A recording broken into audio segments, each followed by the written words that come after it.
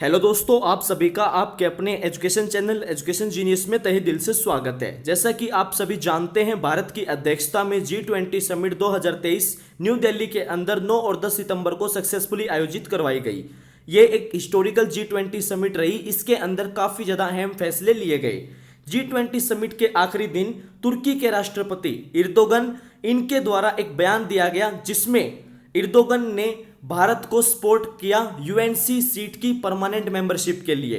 दोस्तों, UNC United nation security council, जिसके बारे में हम डिटेल में डिस्कशन करेंगे, पूरा का पूरा जानेंगे यूनाइटेड नेशन सिक्योरिटी काउंसिल है क्या।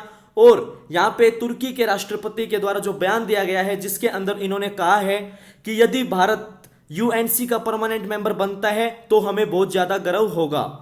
हम इस वीडियो में पूरा का पूरा डिटेल में जानेंगे। और यहाँ पे तुर्की के राष्ट्रपति के द्वारा जो भारत को सपोर्ट किया गया है यूएनसी की परमानेंट सीट के लिए, और दोस्तों यहाँ पे इनके द्वारा जो प्रपोजल रखा गया है, उन सभी चीजों को हम डिटेल में डिस्कशन करेंगे। बस आप वीडियो के अंत तक जरूर जुड़े रहना, क्योंकि यह वीडियो काफी ज्यादा इंपॉर्टेंट एंड काफी ज्यादा इंटरेस्टिंग होने वाली है। और यदि आप इस चैनल पर पहली बार आए हैं तो आप चैनल को सब्सक्राइब कर दें और बेल आइकन प्रेस करना बिल्कुल भी ना भूलें। तो चलिए दोस्तों, वीडियो में आगे बढ़ते हैं और जानेंगे यहाँ पे जो तुर्की के राष्ट्रपति के द्वारा भारत को यूएनसी की परमानेंट सीट के लिए सपोर्ट किया गया है उसके बारे में। सबसे पहले आप यहाँ न्यूज़पेपर्स के अंदर देख सकते हैं, यहाँ पे तुर्की के राष्ट्रपति के द्वारा कहा गया है कि हमें इस बात का गर्व होना चाहिए कि भारत यूएनसी के अंदर परमानेंट मेंबर होना चाहिए। ये एक बहुत ही जरूरी है, बहुत ही ज्यादा इंपॉर्टेंट है। आप यहाँ पे देख सकते हैं, तुर्की के राष्ट्रपति उनके द्वारा संडे को उनका जो समर्थन है भारत के लिए permanent seat on the United nation security council UNC के अंदर परमानेंट मेंबरशिप के लिए भारत को यहाँ पे उन्होंने सपोर्ट किया। संडे को उनके द्वारा सपोर्ट किया गया। जब वो प्रेस कॉन्फ्रेंस में बात कर रहे थे G20 समिट के लास्ट डे में, तो यहाँ पे उनके द्वारा कहा गया कि भारत जैसा देश UNC United nation security council के अंदर होना चाहिए और हमें इस बात पे गर्व होना चाहिए, हमें इस बात पे गर्व होगा। जैसे कि आप जानते हैं, जो वर्ल्ड है वो बिगर है, काफी ज्यादा बड़ा है। जो 5 हैं, यानी कि जो यूएनसी के अंदर 5 परमानेंट मेंबर्स हैं, उनसे यहाँ पे काफी ज्यादा बड़ा है, दुनिया बहुत बड़ी है। ये उनके द्वारा यहाँ पे बयान दिया गया। उन्होंने जो मीडिया को एड्रेस किया G20 समिट के बाद में संडे को, तो यहाँ पे उनके द्वारा ये नोट किया गया कि जो वर्ल्ड है वो काफी ज्यादा बड़ा है। जो 5 परमानेंट मेंबर हैं यूनाइटेड नेशन सिक्योरिटी काउंसिल के, उससे काफी ज्यादा बड़ा है।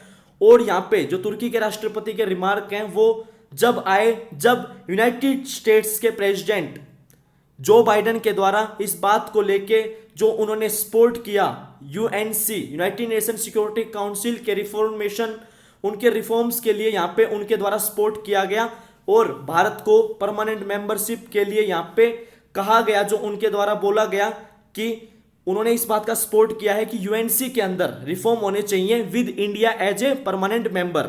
उसके बाद में यहाँ पे तुर्की के राष्ट्रपति के द्वारा जो है वो बयान दिए गए। यहाँ पे तुर्की के राष्ट्रपति उनके द्वारा कहा गया कि उन्हें इस बात पे गर्व होगा कि इंडिया भी यूनाइटेड नेशन सिक्योरिटी काउंसिल का जब पार्ट हो। और यहाँ पे उन्होंने एक प्रपोजल रखा जिसके अंदर उन्होंने रोटेशनल मेंबरशिप मैकेनिज्म के बारे में बताया। तो सबसे पहले हम यूनाइटेड नेशन सिक्योरिटी काउंसिल के बारे में जानेंगे कि United nation security council actually में है क्या। यूनाइटेड नेशन सिक्योरिटी काउंसिल जो कि एक यूनाइटेड नेशन के जो 6 प्रिंसिपल ऑर्गन्स हैं उनमें से एक और काफी ज्यादा इंपॉर्टेंट प्रिंसिपल ऑर्गन है। और इसका जो मेन काम है वो है इंटरनेशनल पीस को इंश्योर करना, सिक्योरिटी को इंश्योर करना, और जो भी यूएन मेंबर्स के अंदर एडमिशन होते हैं जनरल असेंबली के लिए, यहाँ पे उनको रिकमेंड करना, और अगर कोई चेंजेस होते हैं यूएन चार्टर के अंदर तो उनको अप्रूव करना। ये जो है यहाँ पे मेन इंपॉर्टेंट वर्क्स हैं जो यूनाइटेड नेशन सिक्योरिटी काउंसिल के द्वारा यहाँ पे किए जाते हैं।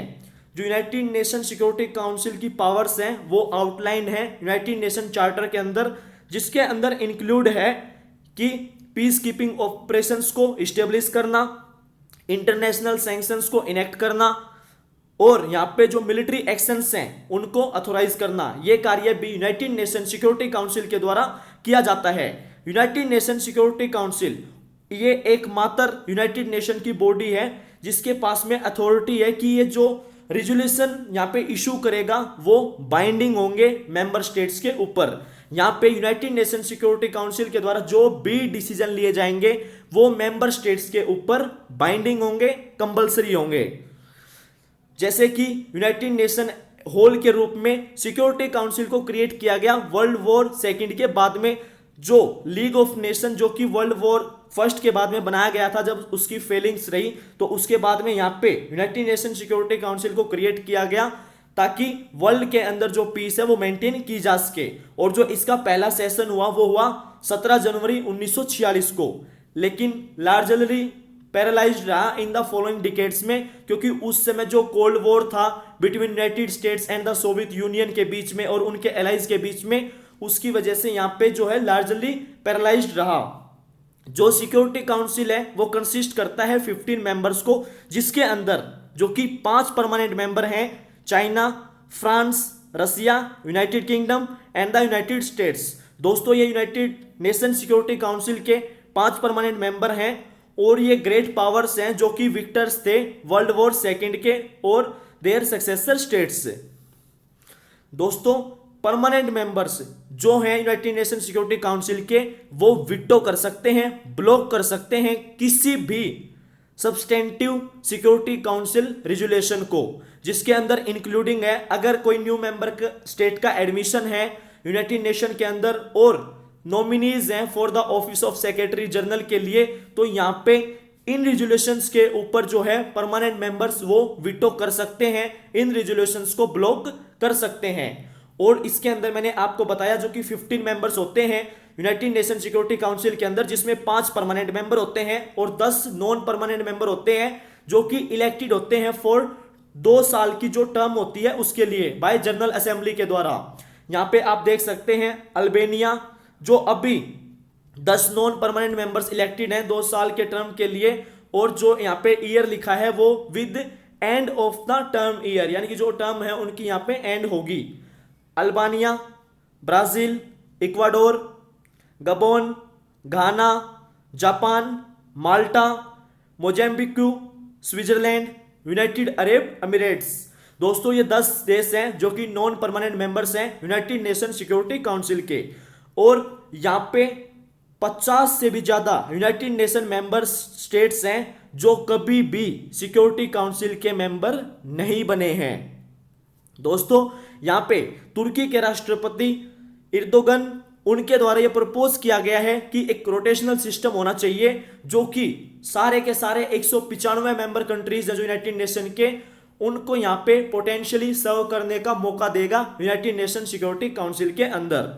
यहाँ पे तुर्की के राष्ट्रपति के द्वारा कहा गया, जो कि ये कोट किया गया है न्यूज एजेंसी ANI के द्वारा, जब उनके द्वारा ये कहा गया कि जो वर्ल्ड है वो 5 से बड़ा है। इसका मतलब ये है कि ये सिर्फ US, UK, फ्रांस, चाइना और रसिया के बारे में नहीं है।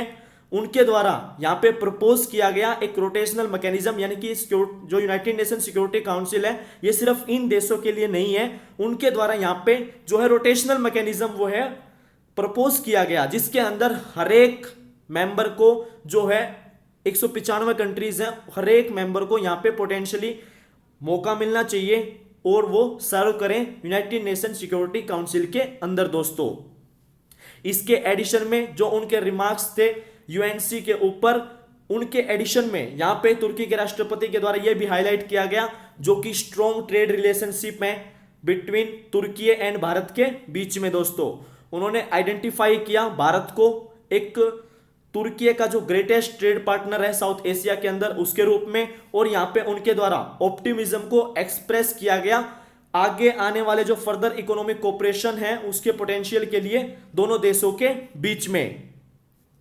यहाँ पे तुर्की के राष्ट्रपति के द्वारा कहा गया भारत जो है वो ग्रेट ट्रेड पार्टनर है तुर्की का साउथ एशिया में, एंड काफी ज्यादा ग्रेट पोटेंशियल है to enjoy primarily in the field of economy and many other fields के अंदर।